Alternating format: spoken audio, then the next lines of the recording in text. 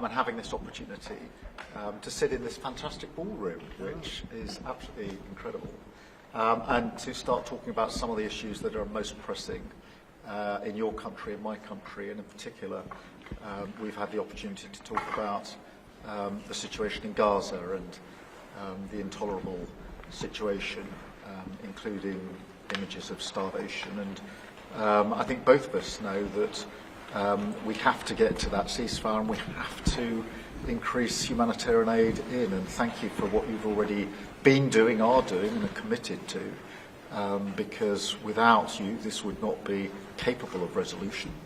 And I think that if we can work not just on the pressing issues of the ceasefire, but also on this issue of getting humanitarian aid in at volume, at speed, and then we've discussed a plan for what then happens afterwards.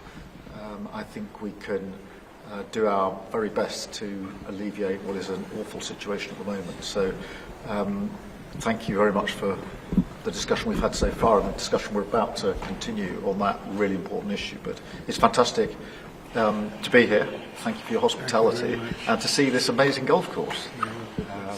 I'll invite you to a football ground at some stage, and we can exchange sports.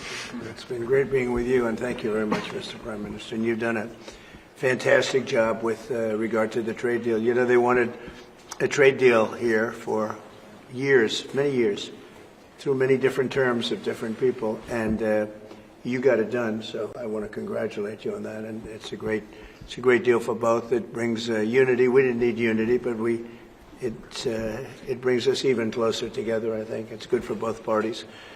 We also discussed, obviously, Gaza, and I think before we get to phase 2, which is, you know, what's going to happen afterwards, we want to get the children fed. We made a contribution a week ago of $60 million, all going into food. We only hope the food goes to the people that need it, because so much, as you know, when you do something there, it gets taken by Hamas or somebody, but it gets taken.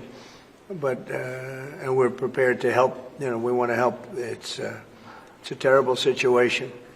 The whole thing is terrible. It's been bad for many years, but it's great to hear you feel the same way that I do. We have to help on a humanitarian basis before we do anything. We have to get the kids fed.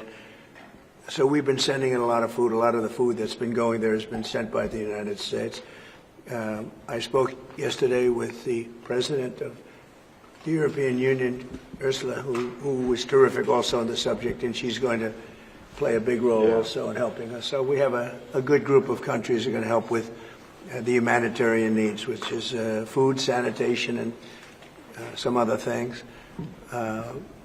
It's very difficult to deal with Hamas, as I said. You know, we got a tremendous amount of hostages out, but it would take place in drips and drabs. You'd get 10, you'd get 5, you'd get 2, you'd get 10, 12. We get 12 one time. Many of them would come to the White House, and they were so thankful. But I always said, when you get down to the final 10 or 20, you're not going to be able to make a deal with these people, because they use them as a shield. And when they give them up, they no longer have a shield. And the people of Israel feel so strongly about the hostages. Some people would take a different view, but they feel so strongly about the hostages. So that's an ongoing process. Hamas has become very difficult to deal with in the last couple of days, because they don't want to give up these last 20, because they think as long as we have them, they have protection. But I don't think it can work that way. So I'm speaking to Bibi Netanyahu, and we are coming up with various plans. We're going to say it's a very difficult situation. If they didn't have the hostages, things would go very quickly.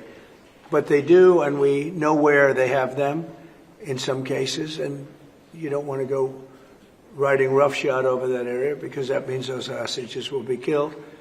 Now, there are some people that would say, well, that's the price you pay, but we don't like to say that. We don't want to say that. And I don't think the people of Israel want to say that either, which is pretty amazing. A lot of people would say, just get it done and whatever it is. You could also say speed might be better for the hostages. You go through, with speed, you may have a better chance, because they're in deep trouble. They're in deep trouble. You saw October 7th, and you saw what the damage and the horror that they committed. People can't forget that. You know, they tend to forget it, but they can't forget. That was one of the most evil things I've ever seen. And you just cannot forget that. So we're very much involved. The Prime Minister's involved. I'm involved. And I think I can speak. We just signed a very big trade deal, the biggest of them all yesterday, right? And the European Union is very much involved in wanting to help with really the Palestinians in terms of getting people fed.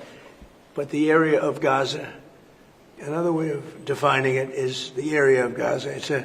It's a very troubled place, and it has been for many, many years. It has been for many decades. So it's not like this just happened. This has been going on for a long period of time. So that's it. Our hearts are in the right place.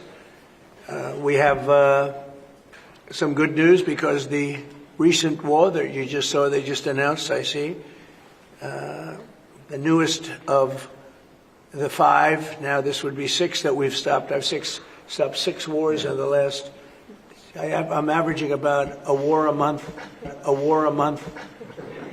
But the last 3 were very close together. India and Pakistan and a lot of them.